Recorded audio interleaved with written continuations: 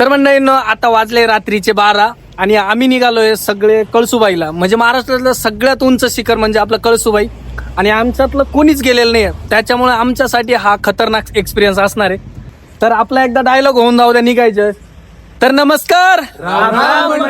मग म्हटलं अंधार पण खूप पडलाय, रात्रीचा प्रवास करायचा आहे, पेट्रोल टाकणं गरजेचं आहे. मग आलो पेट्रोल पंपावर आल्यानंतर गाडीची टाकी एकदम फुल करून घेतली, कारण रात्रीची वेळ आहे त्याच्यामुळे म्हटलं रिस्क अजिबात घ्यायची नाही. तर गाड्यांना पेट्रोल भरल्यानंतर मिशन कळसुबाई श्रीहरीने लीड करण्याचं ठरवलं आणि आपल्या हातात धुरा घेऊन तो सगळ्यात पुढे झाला. पण नेमकं झालं असं की आम्ही निघालो तर होतो, पण खायला काहीच घेतलं नव्हतं. त्यामुळे एक दुकान उघडं दिसलं. मग म्हटलं जे भेटेल ते घेऊ, कारण रात्रीची वेळ आहे, कुठे काही भेटेल नाही भेटेल, एखादं दुकान पण उघडं असेल की नाही. मग म्हटलं जे भेटेल ते घेऊ, पदरात पाडून आणि निघू पटकन. त्यानंतर साधारणतः कंप्लीट 1 वाजेच्या सुमारास आम्ही अकोले बस स्टँड वरती पोहोचलो आणि पुढे प्रवास अजून बराच बाकी होता. पण मंडळींनो, अकोल्यात पोहोचल्यानंतर आम्ही एक महत्वाचं काम असं केलं की ऑफलाईन गुगल मॅप डाउनलोड करून घेतलं. म्हटलं परत पुढे रेंज असेल नसेल नको रिस्क. मग अशा प्रकारे दर मजल करत, मजाक मस्ती करत आम्ही कळसुबाई शिखराकडे प्रस्थान करत होतो. तर मंडळींनो, फायनली आता वाजलेत 2:30 आणि आपण पोहोचलोय कळसुबाईच्या पायथ्याशी. आणि इथं आल्यानंतर हे जे दादा दिसत आहेत ना, यांनी आमच्या गाड्या वगैरे लावायला खूप सारी मदत केली, आम्हाला खूप सारं गाईड पण केलं. तर त्यासाठी खूप खूप धन्यवाद दादा तुमचं.